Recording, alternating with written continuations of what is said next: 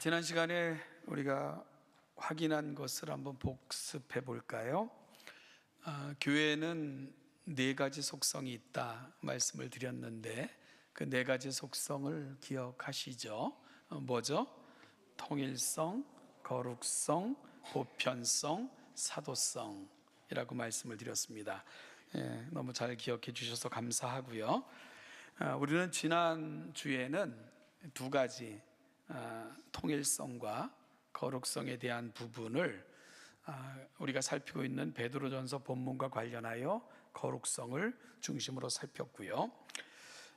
우리가 잠깐 복기해 보면 통일성은 한 하나님께서 한 주 안에서 한 성령의 인치심으로 한 소망으로 부르셨으며 그렇게 부름받은 교회는 그리스도를 머리로 하고 교회는 그 몸의 지체라는 측면에서 통일성을 지닌다. 교회는 하나다. 이 말씀을 나누었고요. 거룩성은 교회는 메시아로 기름 부음을 입고 이 땅에 오신 예수 안에서 함께 기름 부름을 받아 거룩한 자가 되었기에 교회의 본질은 거룩이다. 따라서 거룩함을 추구하는 것은 당연하고 마땅한 것이고 우리가 거룩함을 추구함은 하나님 안에 속해 있다는 증거이다 라는 말씀을 나누었습니다. 따라서 거룩을 추구함은 신앙의 일부가 아니라 본질이며 거룩에 대한 열망은 우리 속에 있는 하나님께서 허락하신 마음의 본성이다 라고 말씀을 드렸고요. 이것이 거룩성의 중요함이고 핵심이다 라고 말씀을 드렸습니다. 오늘은 뒤에 두 가지를 중심으로 나누려고 해요. 바로 보편성과 사도성에 대한 부분인데요. 특별히 오늘 본문과 관련하여 사도성에 좀 강조를 둬서 교회의 속성 뒤에 두 가지를 나누어 보려고 합니다. 그러면 먼저 세 번째 항목인 보편성에 대한 부분을 먼저 간단히 살펴보면 교회의 보편성은 어느 시대, 어느 민족, 어느 땅에도 참된 교회가 항상 존재한다라는 고백입니다. 또한 그 일은 하나님의 온전하신 뜻에 따라서 하시는 것이고 그 외에 어떤 기준이나 제한을 두지 않으신다 하는 것이 보편성의 중요한 측면입니다. 남녀의 차별이나 나이에 따른 구별, 인종, 신분, 지위, 국적, 언어 어떤 제한도 하나님의 보편적 부르심 속에서는 차별되지 않는다 하는 것이 교회 보편성에 대한 기본적 고백 속에 들어 있습니다. 우리는 매주일 예배 때마다 고백하는 사도신경의 내용 중 나는 거룩한 공교회를 믿습니다 하는 부분이 바로 교회의 보편성에 대한 고백입니다. 이 영어로 보편성이라는 말을 캐톨리시티라는 단어를 사용해서 이 캐톨릭이라는 단어가 들어가다 보니까 이 로마 카톨릭 교회를 이렇게 일컫는 것처럼 착각하는 경우가 있는데요. 여기서 보편성이라는 개념은 시간과 공간적 보편성을 말하는 것입니다. 즉 창세 이래 주님 오시는 그날까지 그리고 세계 어느 곳에서도 하나님의 부르심의 사역은 계속되고 그렇게 부르신 사람들을 가리켜 교회의 보편성, 보편적 부르심이라고 부르는 것입니다. 따라서 오늘 이 자리에 앉아있는 저와 여러분들은 두 세계에 걸쳐 있음을 기억해야 됩니다. 하나는 보편적 교회라는 측면에서 전 우주적 교회인 무형교회의 일원이고요. 또한 지금 우리는 여기 보이는 교회로 존재하잖아요. 따라서 우리는 유형교회의 일원으로도 존재하는 거예요. 따라서 지금은 유형교회로 있는 거고 그리고 하나님의 보편적 교회론적 측면에서는 전 우주적 교회의 일원으로 우리가 포함되어 있는 것입니다. 이것이 우리가 속해 있는 두 세계의 교회론적 측면이죠. 과거에 상해에서 사업을 하시는 분이 계셨습니다. 거의 상해에 머무르는 시간이 많았는데요. 한국에 왔다 가면 주로 주일까지 교회에서 예배하며 보내고는 월요일 아침에 상해 공항에 제일 먼저 출발하는 비행기를 타고 그렇게 상해로 출발을 했다고 하는데요. 이 상해 국제공항에 도착을 하면 제일 첫 비행기를 타고 도착을 하면 장관이 펼쳐진대요. 이 상해 국제공항이 전 세계에서 몰려드는 인파들로 인산인해를 이룬답니다. 뭐 세계적인 또 무역의 도시니까 더 그랬을 것 같아요. 이 광경을 보다가 갑자기 이런 생각이 들더래요. 와, 내가 천국에 가면 이와 같겠구나. 내가 죽은 후에 천국에 가면 전 세계에서 온 사람들이 이렇게 몰려드는 장관을 보겠구나. 이런 생각이 갑자기 들어 굉장한 감동을 받았다. 이런 고백을 하더라고요. 이 은혜 받는 성도들은 마음밭이 신앙적이라서 그런지 참 사소한 것, 일상적인 것에서도 큰 감격을 경험하는구나. 그분의 말을 들으면서 그런 생각을 했는데요. 이 좋은 신앙은 여러분 어떤 순간 어떤 상황에서도 하나님의 임재, 하나님의 은혜, 나와 함께 하심을 경험하며 어떤 순간에서도 은혜를 경험할 줄 아는 사람들, 이들이 바로 좋은 마음의 밭을 가진 성도들이다. 그분의 말을 들으면서 그런 생각을 해봤는데요. 우리 마음밭이 거칠고 삭막하고 투박하면 이른 아침부터 왜 이렇게 번잡해? 왜 이렇게 복잡해? 아이고, 저 많은 사람들 때문에 꼭 이때 와야 되나? 입국 심사가 이렇게 느려지고 막 그렇게 불평할 텐데, 이 마음밭이 좋다 보니까 그렇게 몰려드는 사람들을 통해서도 내가 나중에 천국 가면 전 세계에서 오는 사람들 속에 내가 이렇게 하나님 앞에 서겠구나 라고 감동을 받았다는 고백을 들으면서 참 마음이 기뻤습니다. 여러분, 우리 동천교회 성도들도 일상의 영성을 늘 갖고 살아가시기를 간절히 축복해요. 그러면 언제 어디서든지 하나님이 여러분 속에 부어주시는 은혜가 충만할 것입니다. 그리고 장차 이 세상을 떠날 때에 그 영광스러운 무리 가운데서 주님을 맞이하시는 저와 여러분 모두가 되기를 간절히 소망합니다. 이제 교회 속성 중 마지막 항목을 살피도록 하겠는데요. 네 번째 항목입니다. 바로 사도성, 교회의 사도성에 대한 측면을 다루려고 하는데요.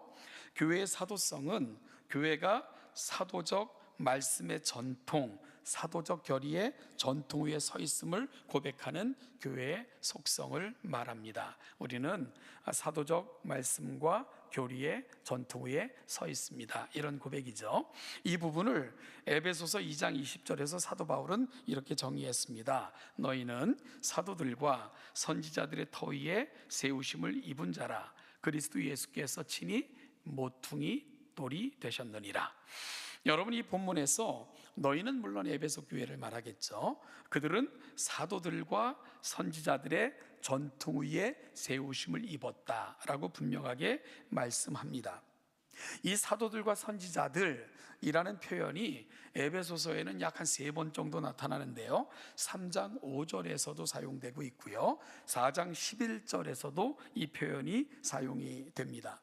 따라서 사도들과 선지자들이 누굴까 하고 이야기해 볼 때, 여기서 선지자들은 구약의 선지자들을 말씀한다기보다는 신약 시대에 말씀을 가르치는 자들로 특별하게 세우심을 받은 사람들을 의미하는 것이 전체적 구조 속에서 살펴볼 때 맞겠다 싶은 생각이 듭니다. 따라서 여기서 사도들은 이해하는 데 큰 문제가 없고요. 선지자들은 구약의 선지자 직분을 가리킨다기보다는 신약 시대에 말씀을 맡아 수고하던 이들을 가리킨다고 보는 것이 3장 5절, 4장 11절 전체적인 사용의 맥락에서는 그렇게 이해하는 것이 맞습니다. 따라서 우리가 교회의 기초 및 근거를 설명할 때 2가지 사실에 주목해야 되는 거죠. 하나는 친히 모퉁이 돌이 되셔서 그 기초가 되신 예수 그리스도와, 그리고 터가 되어준 이들, 즉 사도들과 선지자들의 전통 위에 교회는 서 있습니다. 이 2가지가 교회의 사도성을 이해할 때 아주 중요한 2가지 사실이 됩니다. 여러분, 사도들과 선지자들은 하나님께서 말씀의 기록 및 증거 전파를 위해서 택하신 이들입니다. 이들은 말씀을 기록했고요, 보존했고 전파했습니다. 따라서 사도들과 선지자들이라는 말을 사도 바울이 에베소서에서 사용할 때 이들이 대변하는 단어는 한 단어입니다. 즉 말씀입니다. 하나님의 말씀, 이들이 이 말을 대변하고 있는 거죠. 하나님께서 말씀을 기록하게 하신 것은 이것이 증거되어 누군가가 듣고 이를 통해 구원을 받고 새로운 교회로 세워지기를 원하셨기 때문입니다. 결국 교회는 말씀이 터가 되어 그 위에 세워지는 것이고요, 친히 그 건물의 모퉁이 돌은 예수 그리스도가 되시는 거죠. 이것이 교회의 사도성에 있어서 아주 중요한 두 개념이 되는 것입니다. 일찍이 예수님께서도 베드로에게 이렇게 말씀하셨습니다. 내가 너에게 이르노니 너는 베드로라. 내가 이 반석 위에 내 교회를 세우리니 음부의 권세가 이기지 못하리라. 여기서 주님께서 교회를 세우시겠다고 하신 이 반석 위에 내 교회를 세우겠다라고 말씀하셨을 때 이 반석이 뭘까? 로마 가톨릭은 이 반석을 베드로라고 생각을 하는데요, 오늘 본문을 쭉 읽어보면 그렇지 않은 것을 분명히 알게 됩니다. 내가 이 반석 위에 라고 말씀하시면서 교회를 세우시겠다 하신 분은 주님이시기에 이 반석 위에 세우겠다고 하시니 이 반석이 주님은 아닌 것이 분명하죠. 그럼 이 반석이 뭘까? 앞서 주님께서는 제자들에게 사람들이 나를 누구라고 하더냐 라고 물으셨어요. 그러자 이런저런 대답을 제자들이 했죠. 그러자 그 대답을 들으신 주님께서는 정말 듣고 싶은 대답에 대한 질문을 하십니다. 그 질문이 뭐였죠? 그러면 너희는 나를 누구라 하느냐? 그게 정말 듣고 싶으셨던 주님의 대답이었습니다. 그러자 베드로가 어떻게 대답합니까?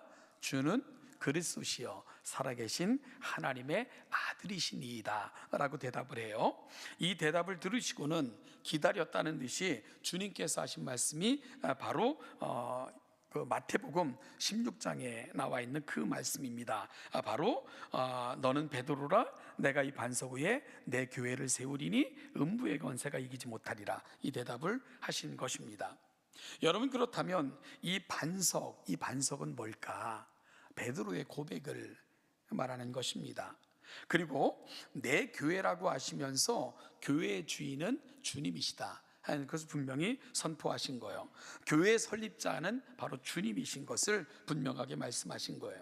그래서 에베소서에서 사도 바울이 그리스도께서 교회의 모퉁이 돌이 되신다라고 고백한 것입니다. 여러분, 모퉁이 돌은 이 기둥 밑에 기초를 받쳐놓는 돌을 일컫는데, 성경에서는 교회의 주춧돌, 즉 예수 그리스도를 모퉁이 돌로 고백을 합니다. 이 건축하시는 분들의 얘기를 들어보면 이 부분을, 이 돌에 대한 이해를 하려면 조금 문화적인 차이를 이해하는 것이 중요하다, 그렇게들 말씀을 하세요. 우리나라의 그 전 근대식 건축 양식은 이 마루와 안방 사이에 이 기둥이 있는 그 기둥, 제가 시골에서 살았던 집도 그랬던 것 같아요. 이 기둥이 있는데 이 기둥이 가장 중요한 역할을 하고, 그리고 그 기둥 밑에 큰 돌을 하나 받치는데 이 돌을 상기둥, 그러니까 그 기둥을 상기둥이라고 그러니까 마루와 안방 사이에 있는 그 기둥을 상기둥이라 불렀고, 그 상기둥 밑을 받치는 돌을 주춧돌이라고 불렀다는 거예요. 그래서 한국의 전 근대적 건축 양식에서 이 주춧돌이 가장 중요한 돌의 역할을 했고, 상기둥은 전체를 떠받드는 것 같은 그 중심이 되어졌다, 이렇게 이야기해요. 그런데 이 서양의 건축 양식은 좀 다르다는 겁니다. 서양의 건축 양식에서 가장 중요한 역할을 하는 돌은 모퉁이 돌이래요. 우리나라 전 근대적 건축 양식에서는 모퉁이 돌이 그렇게 중요하지 않은데, 서양의 건축 양식에서는 모퉁이 돌이 가장 중요했고, 특별히 고대 건축 양식에서는 더더욱 그랬다라고 써 있는 것을 읽을 수 있습니다. 여러분, 그 고대의 건축 양식에서 모퉁이 돌이 했던 역할이 두 가지인데, 우선은 그것은 건축될 다른 모든 것에 대한 기준 역할을 모퉁이 돌이 했답니다. 모퉁이 돌로 두 개의 모퉁이 뚫은 게 코너에 있잖아요. 두 개의 다른 벽이 만들어지고요. 이 벽은 건물의 영역과 범위를 구성하게 되고요.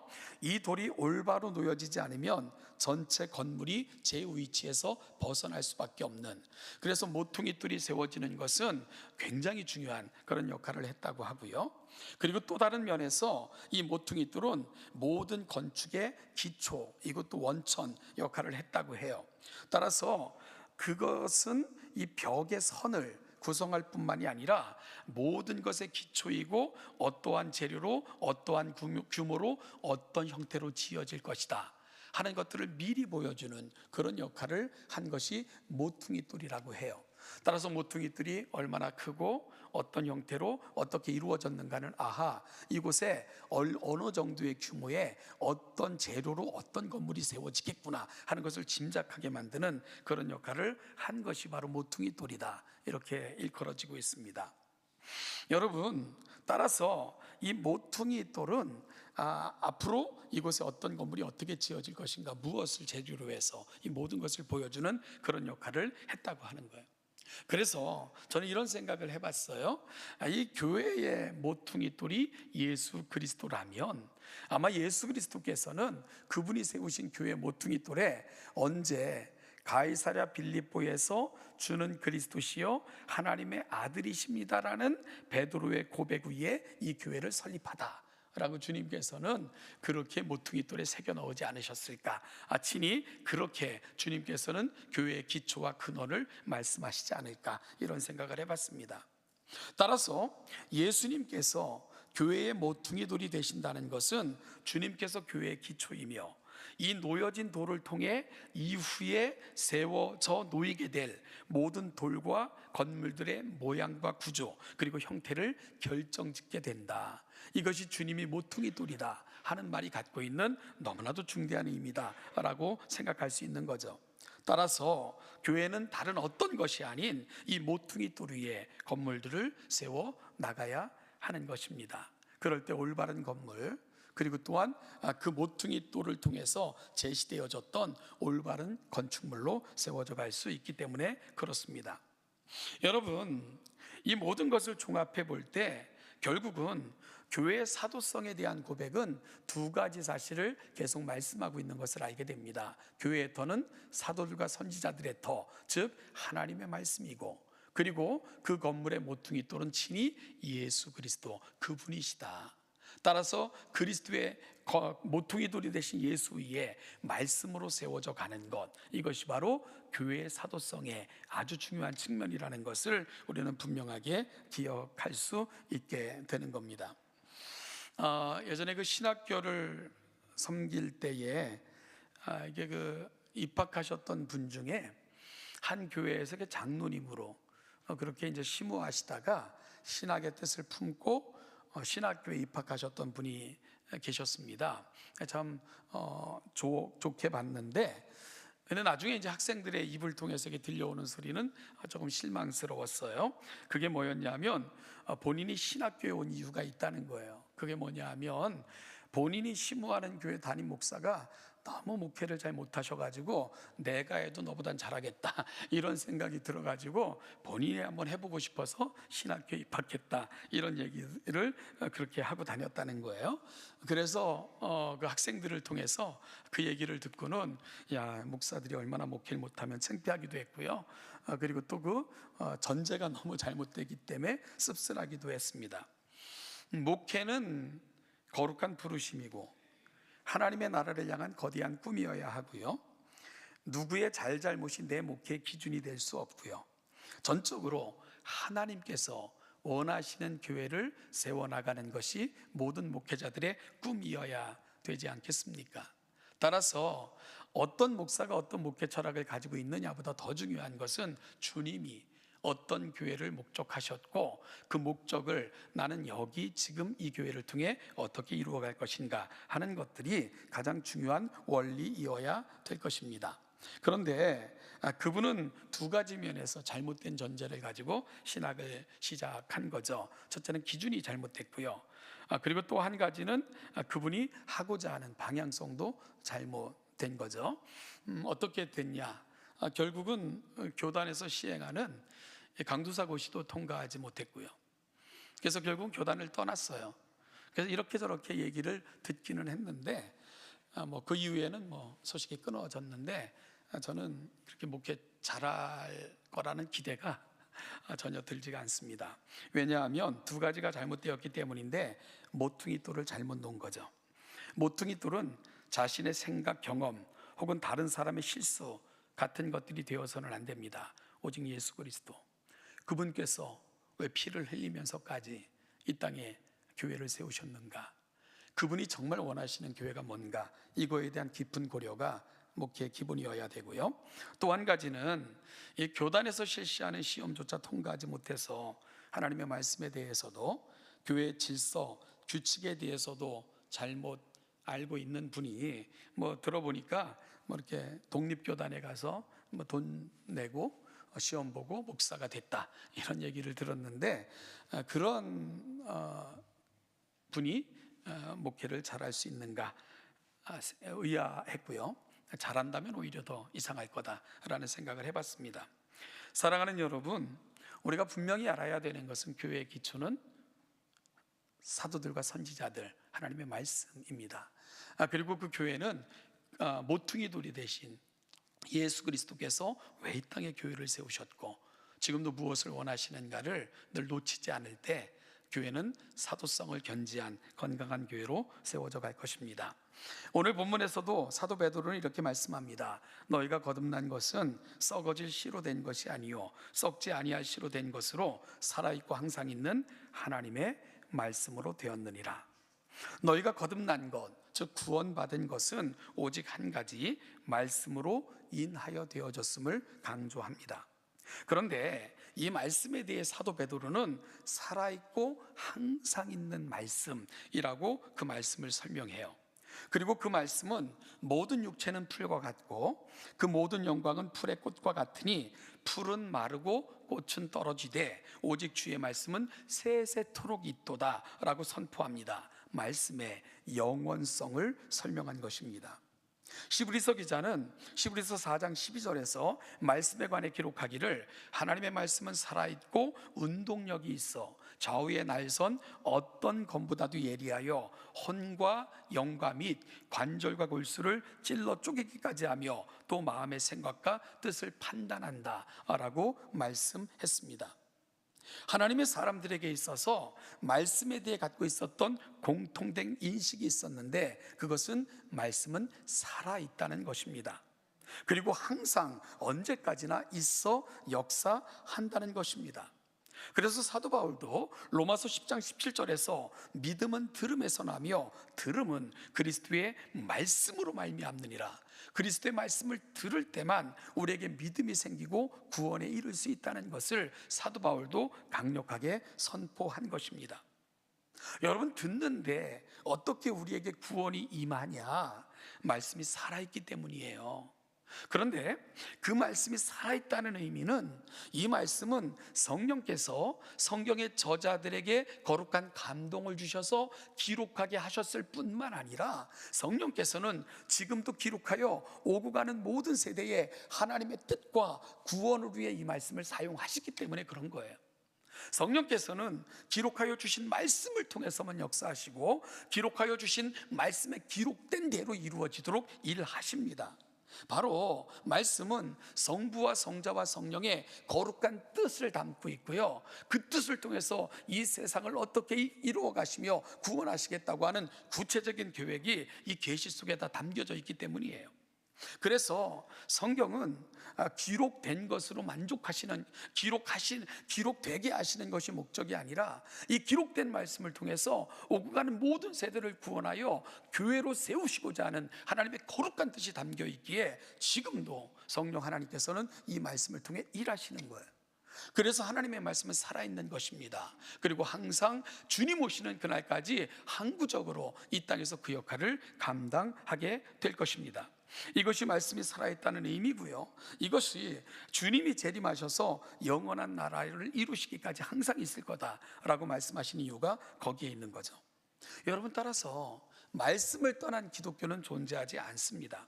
말씀을 떠나서는 진정한 의미에서 구원이 없어요.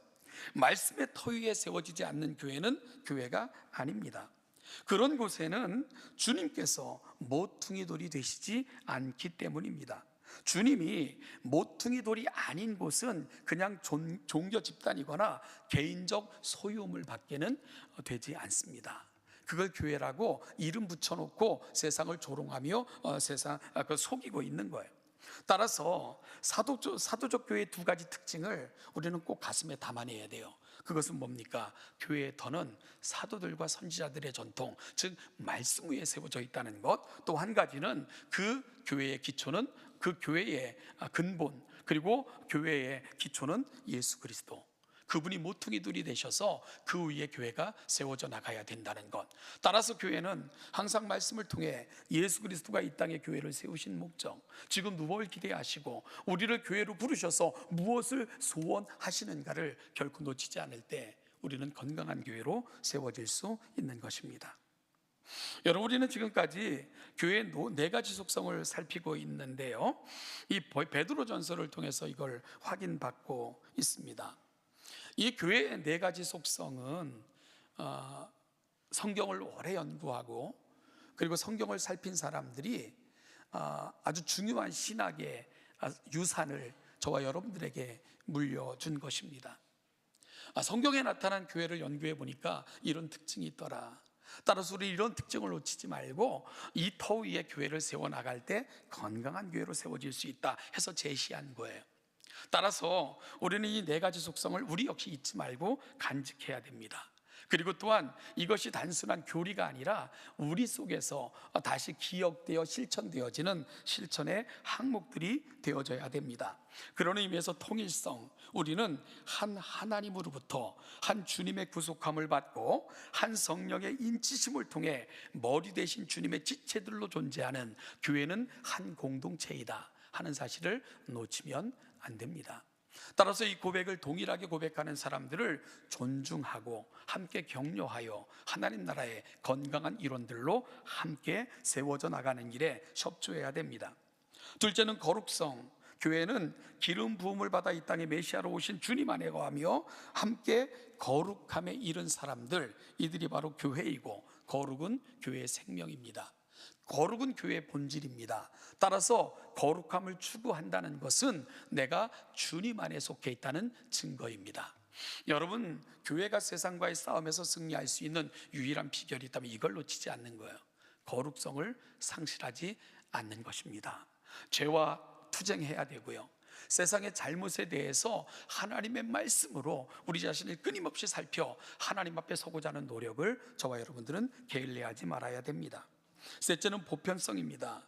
교회는 시대와 상황, 여건, 형편을 뛰어넘어 하나님의 가족으로의 거대한 부르심이다. 이걸 놓치면 안 됩니다. 하나님의 온전하신 뜻에 따라서 하시는 것이고 그 외에 어떤 기준도 제한도 없다. 따라서 남녀, 나이, 인종, 신분, 지위, 국적, 언어에 전혀 제한되지 않도록 전 세계에 있는 사람들을 모시는 하나님의 거룩한 뜻. 그래서 우리는 될 수 있는 한 모두에게, 될 수 있는 한 복음을 전하고자 하는 모든 사람들에게는 복음을 전할 책임이 우리에게 있다. 보편성은 그와 같은 도전을 우리에게 주는 것을 다시 한번 기억할 수 있어야 됩니다. 마지막으로 교회의 사도성, 우리의 터와 근거가 무엇인가에 대한 고백이었습니다. 우리는 사도들과 선지자들, 즉 살아있고 항상 있는 하나님의 말씀이 교회의 터이며 진히 주님께서 그 터 위에 세워지는 건물의 모퉁이 돌이 되셔서 우리가 앞으로 지어가야 될 교회의 모든 것을 결정하셨다 하는 사실을 놓치면 안 됩니다. 여러분, 그러면 이러한 고백을 물려받은 우리 동천교회가 가야 되는 자리가 어디일까? 우리는 하나님의 살아있는 말씀을 살아있는 음성으로 들을 줄 아는 그런 교회가 되어야 됩니다. 이 말씀이 우리 가운데 역사하기를 기대하며 날마다 말씀 앞에 우리의 삶을 올려놓아야 됩니다. 그럴 때 하나님께서는 그 말씀을 통해 약속하신 바를 따라 우리 삶 속에서 역사하시는 것입니다. 따라서 말씀에 근거하여 이루어지지 않는 것은 성령으로부터 오는 것이 아닙니다. 아무리 신비한 것을 경험하고요, 아무리 위대한 것을 경험한 것처럼 보여도 말씀에 근거하지 않고 하나님이 원하시는 방식으로 오지 않는 것, 그것은 결코 성령으로부터 오지 않는 것을 분명히 아실 수 있어야 됩니다. 따라서 우리 신앙의 근거, 우리 신앙의 기준, 그리고 우리 신앙의 판단은 항상 하나님의 말씀을 기준으로 되어져야 된다는 것을 꼭 기억할 수 있기를 간절히 소망합니다. 여러분, 그렇게 머릿돌 대신 그리스도 안에서 그 위에 성전으로 함께 지어져 하나님께서 그곳에 머무시며 우리 예배를 받으시고 우리를 백성이라 칭하시며 보물로 삼으시고 우리를 통해 세상에 그 이름을 드러내시기를 소망하시는 교회, 그렇게 유형교회로 이 땅에서 주어진 사명 감당하다가 주님 앞에 서는 그날 영광스러운 거룩한 무리속의 일원으로 하나님의 영광을 친히 그 땅에서 볼 수 있는, 그곳에서 볼 수 있는 우리 동천의 귀한 성도들로 아름답게 성장하시기를 주님의 이름으로 축복합니다.